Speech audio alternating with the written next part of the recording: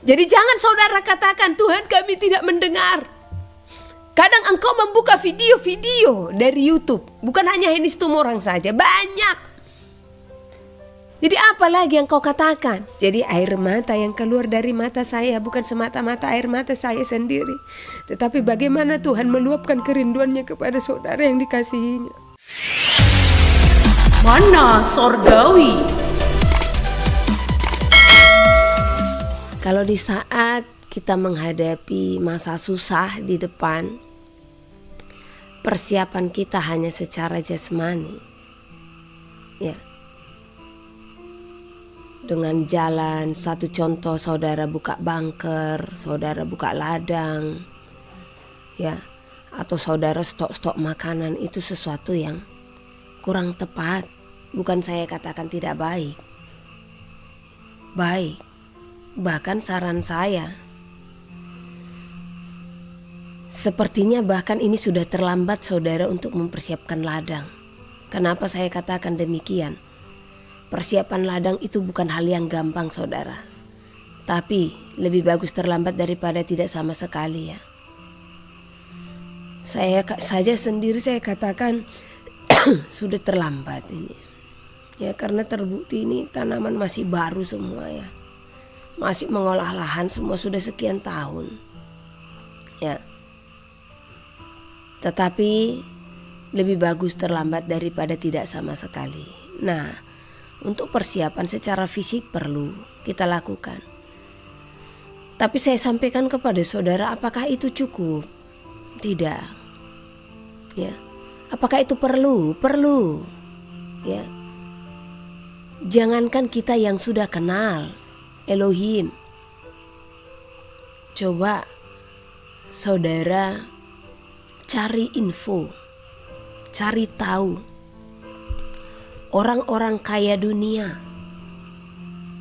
negara-negara besar, jangankan mereka, orang-orang kaya di negara kita, mereka buat bunker apa tidak? Sudah. Lah, kenapa mereka buat bunker? Karena mereka tahu ini zaman ini sudah digiring kemana. Segala sesuatu sudah dirancangkan atas dunia ini. Tahun demi tahun sudah dirancangkan. Ya. Kita saja yang dininabodokan, dinabobokan, ya. Kita saja yang mereka jadikan seperti bodoh untuk tidak melihat semua ini. Orang-orang kaya dunia, semua mereka sudah buka bunker. Bahkan sudah berapa lama mereka membuat itu dengan menstok makanan. Kenapa? Kenapa orang kaya saja sudah stok makanan? Dan kenapa mereka harus stok makanan? Mereka punya uang, mereka punya harta. Segitu mereka tekan tinggal tunggu saja datang makanan ke depannya. Kenapa mereka harus stok? Jadi kita sebagai anak-anak Elohim jangan kalah dengan mereka. Ya. Nah, apa orang-orang besar di atas sana tidak melakukannya? Mereka melakukannya saudara. Kita saja yang tidak tahu semua ini dan tidak mau tahu. Ya, jadi perlu saudara harus tahu. Ya, makanya dengan pemberitaan jangan terlalu cuek. Supaya tidak ketinggalan ya. Nah, jadi secara logika kita berpikir ada apa ini? Kenapa orang kaya sendiri yang bisa tinggal makanan tersaji di depannya harus stok makanan? Bahan pangan bukan makanan ya. Kenapa mereka harus stok? Kenapa negara-negara besar ya harus stok bahan-bahan pangan? Kerennya ya, kita Indonesia ini yang saya katakan kurang bijaksana lah. Ya. Kenapa?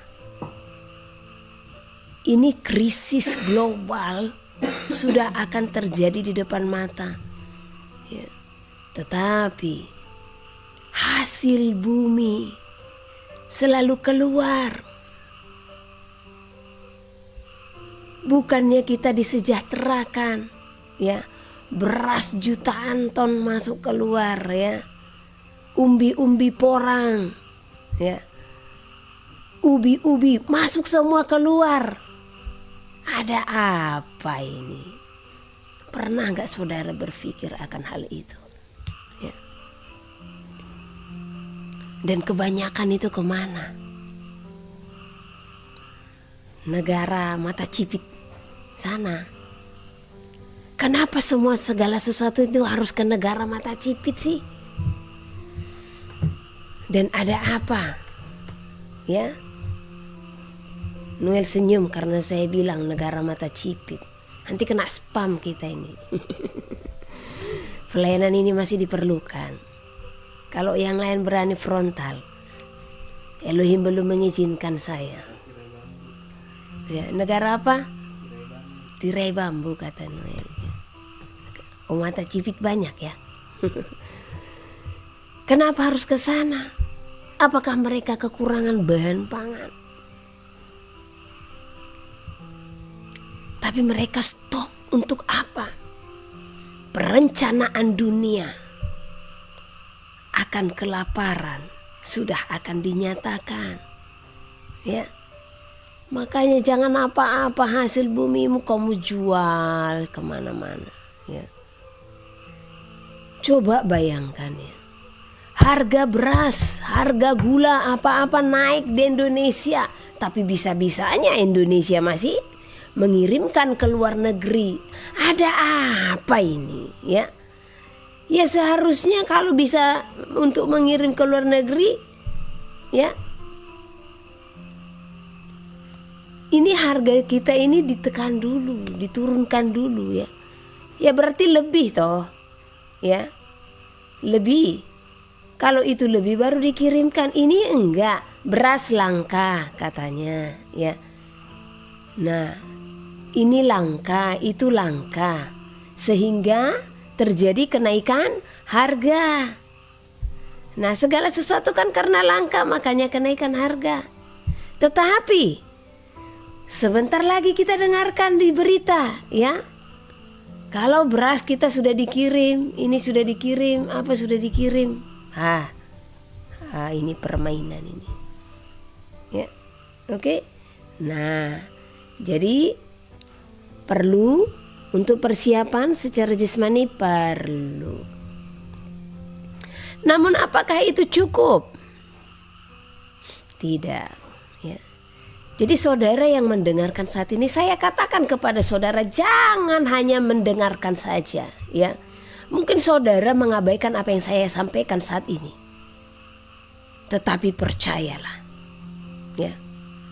Suatu hari nanti saudara akan menyadari bahkan akan menyesal di saat saudara tidak melakukan apa yang Tuhan sebenarnya telah perintahkan bagimu.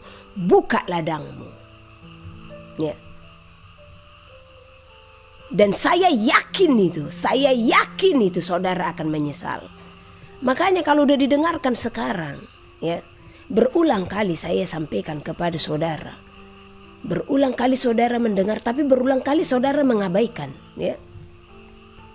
Nah, ini sudah di depan mata loh. Jum belum bisa kami lakukan secara maksimal, listrik kita masih kurang. Jadi kami tidak bisa memaksakan diri. Mungkin itu Tuhan izinkan terjadi ya. Berkat untuk solar panel belum ada, ya. Jadi belum bisa Jum. Kalau itu belum diizinkan, ada kalanya itu Tuhan izinkan saudara untuk apa? Mendengarkan Tuhan, ya, mengingat kembali apa yang kami sampaikan, ya, supaya tidak mengandalkan saya, tidak mengandalkan Immanuel, tetapi mengandalkan Tuhan, ya. Mungkin belum diizinkan Tuhan supaya kalian itu kuat. Gimana? Mau nggak tanpa satu contoh saya? abaikan, saya kasih aba-aba, baru di situ saudara taat. Bagaimana di saat saya tidak memberikan aba-aba? Ini saya berapa minggu stop ya, hampir 1 bulan ya. Semua Tuhan izinkan. Ya, tamu juga berdatangan, Tuhan izinkan. Jadi saya sampaikan, mereka saja yang tidak kenal Tuhan membuat persiapan. Bayangkan orang kaya buat lahan pertanian. Orang kaya itu loh. Ya. Kalau saudara berkata, ya kami gak punya apa-apa, tapi saudara tidak punya usaha. Apa usaha yang harus saudara lakukan? Berserah kepada Tuhan. Dengan apa? Tuhan tunjukkan kami jalan. Saya tidak punya apa-apa di saat Tuhan perintahkan anakku keluar dari kota. Ini saya tidak bohong kepada saudara. Boro-boro uang untuk beli lahan 1 hektar. Ya. Ongkos pulang pun pas-pasan. Tapi apa yang Tuhan kerjakan? Bahkan saya disuruh keluar. Bawa keluarga si A, si B, si C, si D. Keren gak Tuhan ini ya? Di sanalah pembuktian dia itu Tuhan, di saat engkau mengandalkan dia sepenuhnya. Ya, bosan saya mendengar pertanyaan, saya enggak punya apa-apa Bu, saya enggak punya uang, jadi kayak mana lah, gimana lah. Kita tidak punya uang tapi kita punya Tuhan. Ya. Uang tidak lebih besar daripada Tuhan kita. Tuhan kita lebih besar dari apapun, ya. Karena jikalau saudara tidak bisa beriman seperti itu, iman saudara tumpul. Kalau saudara mengukur segala sesuatu dengan uang, ya, iman saudara tumpul. Bukan menghakimi saya. Supaya saudara bangkit semangat, sadar imannya itu iman apa itu, ya. Karena Tuhan melihat setiap kita. Kalau memang Tuhan yang berfirman, apa dibiarkannya? Apa dibiarkannya saya yang keluar? Ya, saya bawa anak saya hubungi keluarga si A, si B, si C yang Tuhan sebutkan, dan luar biasanya mereka pun mau. Kaget saya, ya, kok mau ini? Sementara suami-suaminya tidak saya kenal dan tidak begitu dekat, ya, tapi mau. Ku bawa kemana? Saya tidak tahu.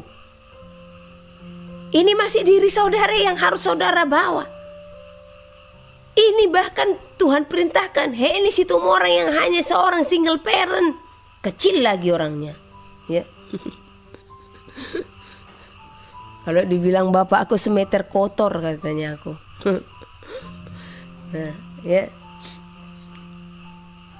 Tapi apa? Di saat saya katakan, iya Tuhan, jadilah kehendak-Mu. Sudah, ya saya keluar. Saya keluar, Tuhan sendiri yang mengatur. Ya, bagaimana caranya Bu? Di saat kita taat, Tuhan buka berkat.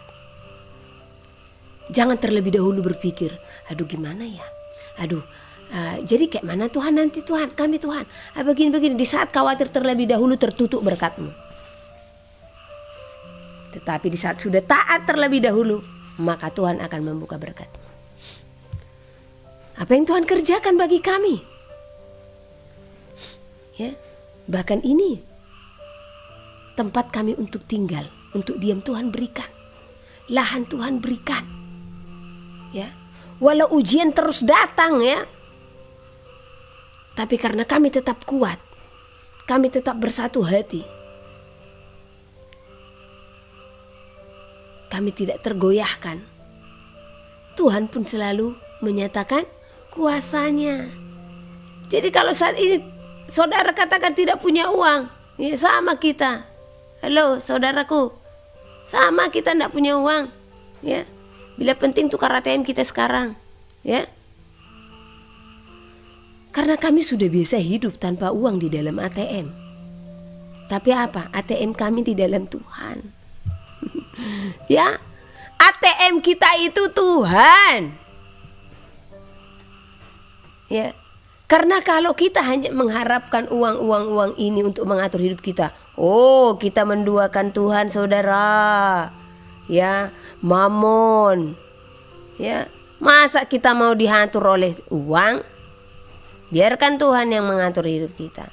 Di saat Tuhan yang mengatur hidup kita, maka Dia pun akan menyediakan berkat-berkat untuk mencukupkan hidup kita. Ya. Coba hidup kami di sini mujizat. Ya. Kami tetap mengerjakan apa yang bisa kami kerjakan. Bahkan kami bekerja keras di sini walau kami belum menghasilkan apa-apa. Tetapi karena Tuhan tahu kami bekerja keras, ya, Dia pun menyediakan apa yang kami perlukan. Ya.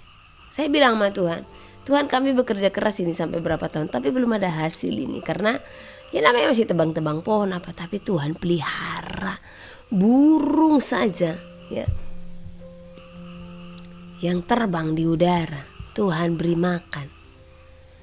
Apalagi manusia yang menginjakkan kaki di bumi, ya, bagaimana Tuhan tidak beri makan, ya. Jadi itu dulu perkara ladang. Nah, makanya saya katakan, saya berani katakan, saya berani jamin, ya, saudara akan menyesal tidak melakukan ini dari hari ini, bahkan dari tahun-tahun sebelumnya. Karena sudah di depan mata, peraturan itu sudah dicanangkan. Akhirnya nanti disinilah banyak orang yang terjatuh dan menerima tanda bilangan. Oh baik, saya mungkin akan ambil secari kertas yang kemarin saya kepenuhan. Sabar ya, saya baca pesan Tuhan.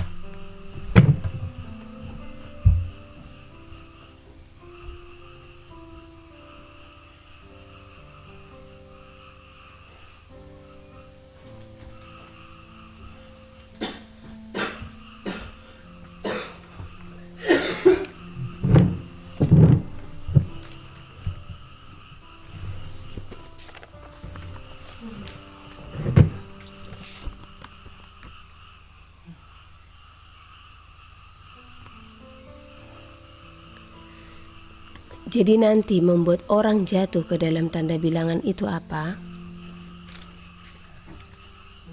Kalau saudara bertanya, kok ibu ini selalu tanda bilangan sih yang dikatakan? Ya, karena memang itu sudah nyata di depan mata, ya. Di mana satu peraturan akan diberlakukan di seluruh bumi. Orang tidak bisa membeli dan menjual tanpa satu tanda. Tanda itu seperti apa? Mereka lah yang akan membuat tanda itu. Siapa yang akan membuat tanda itu? Mereka yang menyatakan dirinya sebagai yang berkuasa atas bumi ini. Saudara tahu nggak? Bumi ini sudah diatur oleh manusia. Semuanya diatur, ya.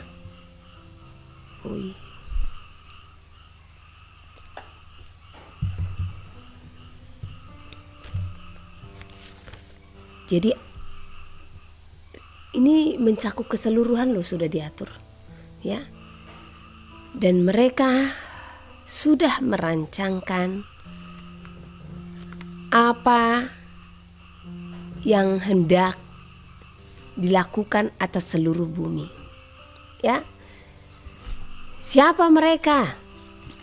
Mereka ini sudah ada bahkan ratusan tahun yang silam. Mereka adalah orang-orang kaya besar di bumi ini yang mau menguasai bumi. Jadi mereka yang mengatur semua, ya. Tonton film The Simpsons. Film The Simpsons itu, ya. Mereka yang buat itu, ya. Jadi semakin hari saya semakin mengerti, ya. Kalau dunia ini seperti panggung sandiwara,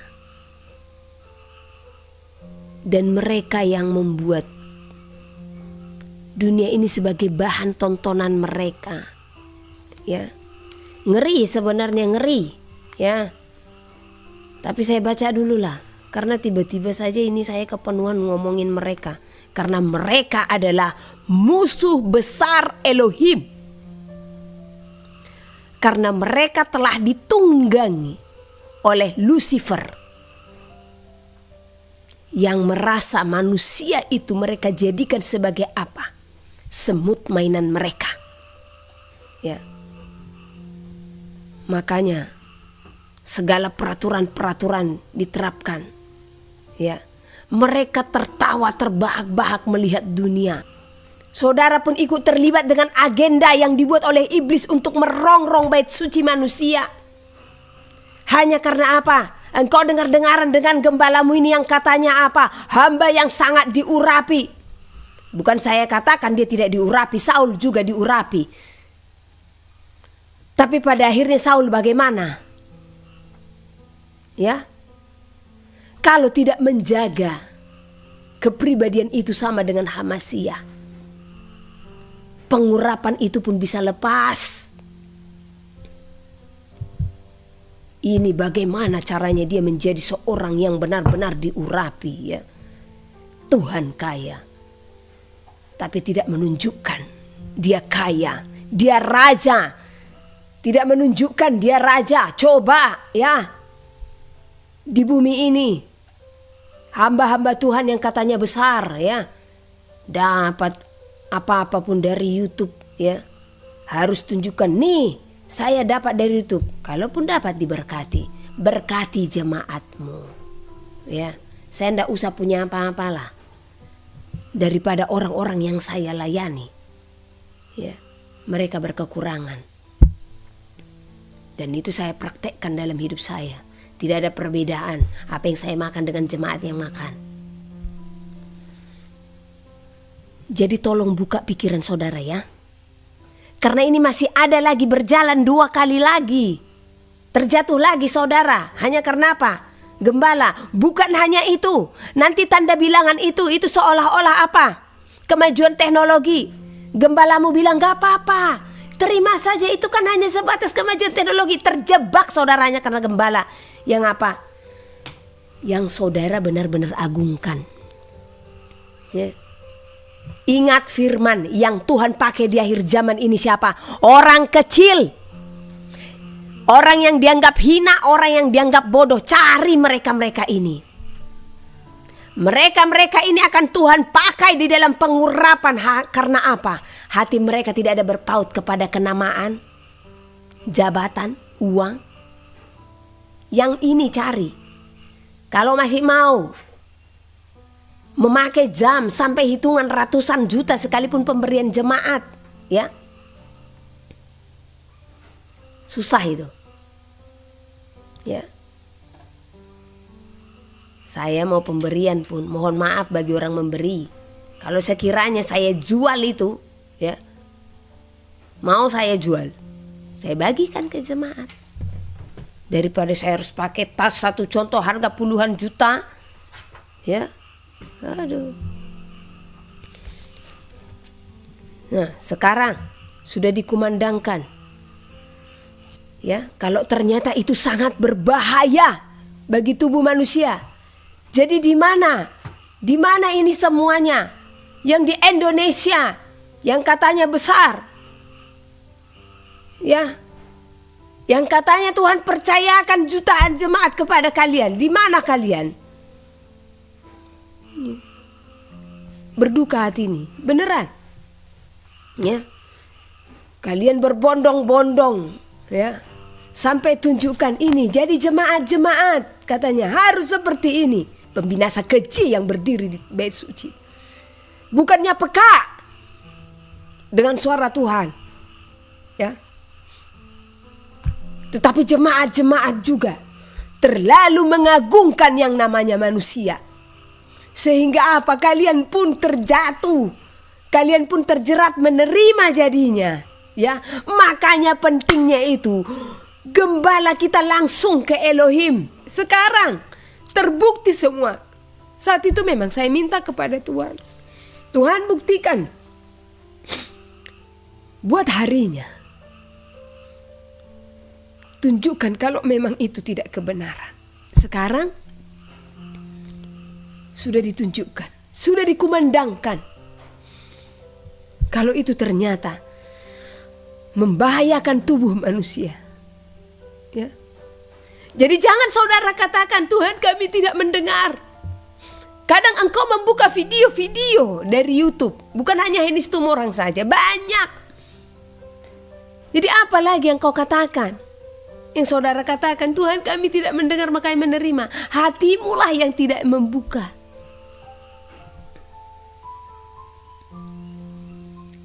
Banyaknya serangan jantung, banyak kanker. Efek-efeknya semakin nyata saudara. Karena Tuhan pernah bilang sama saya, 2 tahun, 3 tahun, dan tahun-tahun berikutnya, ya, efek akan semakin nyata anakku. Apa saya tidak kasihan lihat saudara? Jangan saudara katakan, janganlah ibu capek menangis untuk jemaat. Enggak bisa. Tangisan saya tidak dibuat-buat. Karena Tuhan taruhkan kasih di sini yang begitu besar kepada saudara. Jadi penderitaanmu ya tetap juga penderitaan saya. Ya. Makanya setiap hari saya mendengar ada yang mati tiba-tiba, serangan jantung. Jadi air mata yang keluar dari mata saya bukan semata-mata air mata saya sendiri, tetapi bagaimana Tuhan meluapkan kerinduannya kepada saudara yang dikasihinya. Karena Tuhan sangat mengasihi saudara. Tuhan tidak mau saudara terjebak, karena sudah sedikit waktu.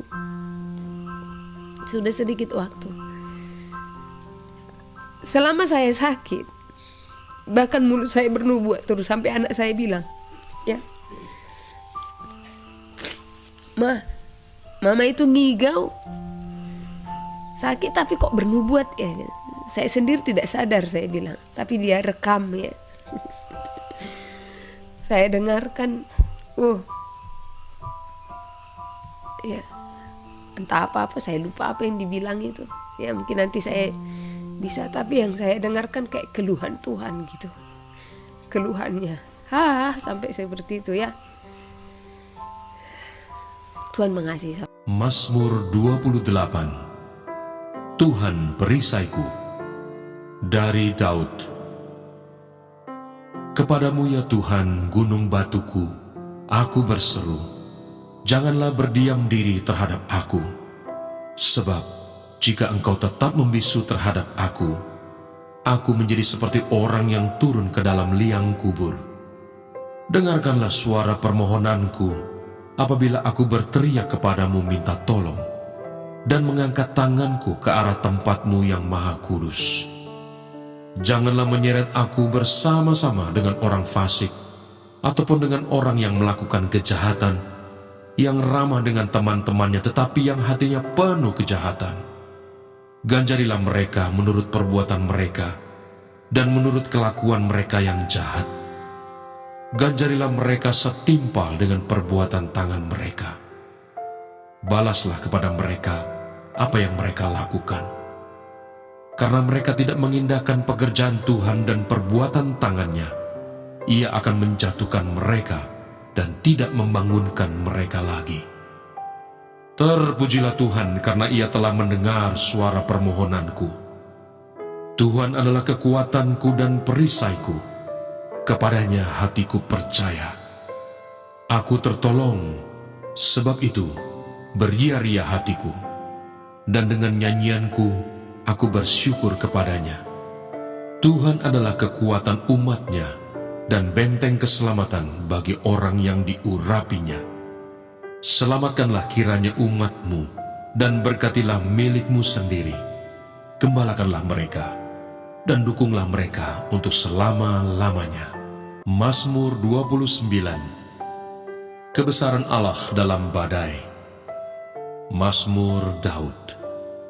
Kepada Tuhan, hai penghuni surgawi, kepada Tuhan sajalah kemuliaan dan kekuatan. Berilah kepada Tuhan kemuliaan namanya. Sujudlah kepada Tuhan dengan berhiaskan kekudusan. Suara Tuhan di atas air. Allah yang mulia mengguntur. Tuhan di atas air yang besar. Suara Tuhan penuh kekuatan. Suara Tuhan penuh semarak. suara Tuhan mematahkan pohon aras. Bahkan Tuhan menumbangkan pohon aras Libanon. Ia membuat gunung Libanon melompat-lompat seperti anak lembu, dan gunung Sirion seperti anak banteng. Suara Tuhan menyemburkan nyala api. Suara Tuhan membuat padang gurun gemetar. Tuhan membuat padang gurun Kades gemetar. Suara Tuhan membuat beranak rusa betina yang mengandung. Bahkan hutan digundulinya, dan di dalam baitnya setiap orang berseru, "Hormat!" Tuhan bersemayam di atas air bah. Tuhan bersemayam sebagai Raja untuk selama-lamanya. Tuhan kiranya memberikan kekuatan kepada umat-Nya. Tuhan kiranya memberkati umat-Nya dengan sejahtera. Mazmur 30. Nyanyian syukur karena selamat dari bahaya. Mazmur, nyanyian untuk pentabisan bait suci dari Daud. Aku akan memuji Engkau ya Tuhan, sebab Engkau telah menarik aku ke atas dan tidak memberi musuh-musuhku bersukacita atas aku. Tuhan Allahku, kepadamu aku berteriak minta tolong, dan Engkau telah menyembuhkan aku. Tuhan, Engkau mengangkat aku dari dunia orang mati. Engkau menghidupkan aku di antara mereka yang turun ke liang kubur. Nyanyikanlah mazmur bagi Tuhan, hai orang-orang yang dikasihinya, dan persembahkanlah syukur kepada namanya yang kudus. Sebab sesaat saja ia murka, tetapi seumur hidup ia murah hati.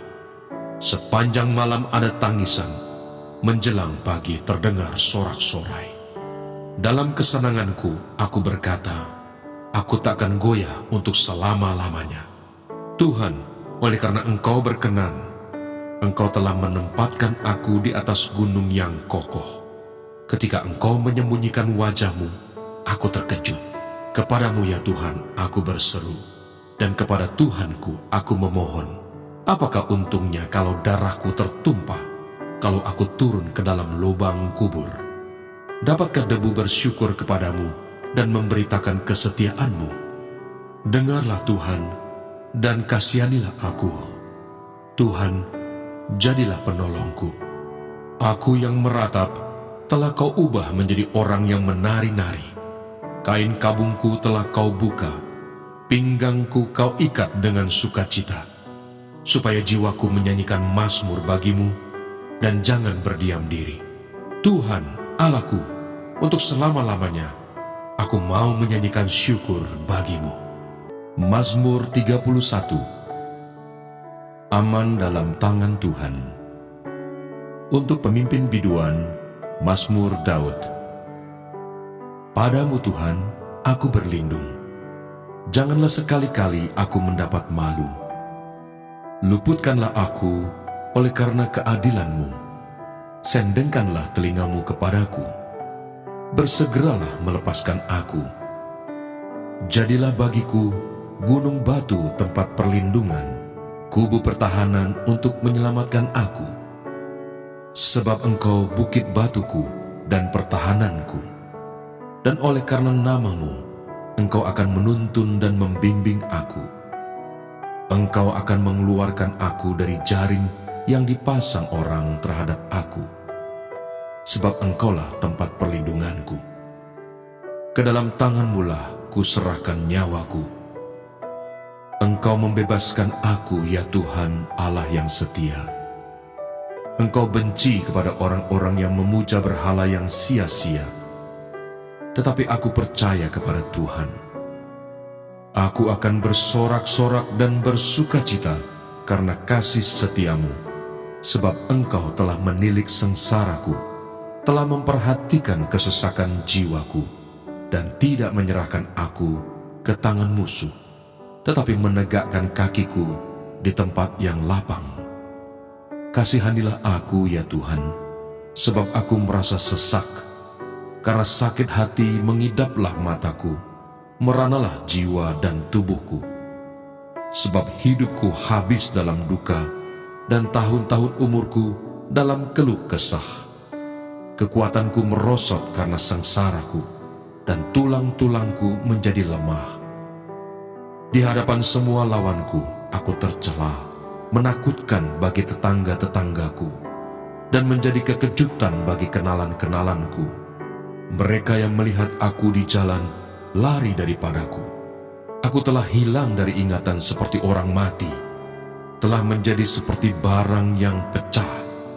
Sebab aku mendengar banyak orang berbisik-bisik, ada kegentaran dari segala pihak. Mereka bersama-sama bermufakat mencelakakan aku. Mereka bermaksud mencabut nyawaku. Tetapi aku, kepadamu aku percaya ya Tuhan.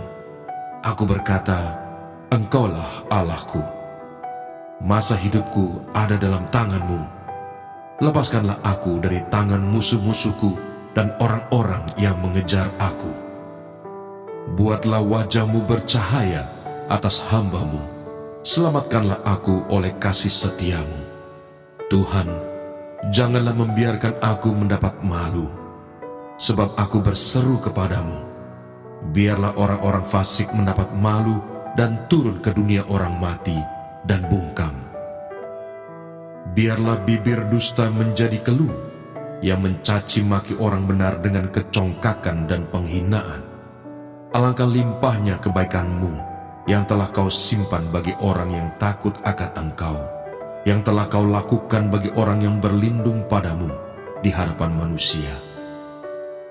Engkau menyembunyikan mereka dalam naungan wajah-Mu terhadap persekongkolan orang-orang.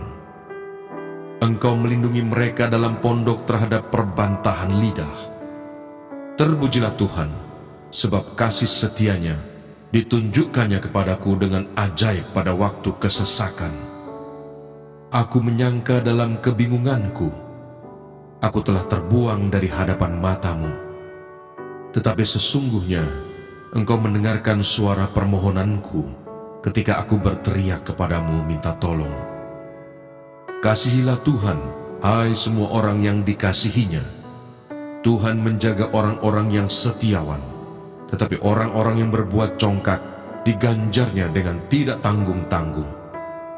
Kuatkanlah dan teguhkanlah hatimu, hai semua orang yang berharap kepada Tuhan. Mana Sorgawi.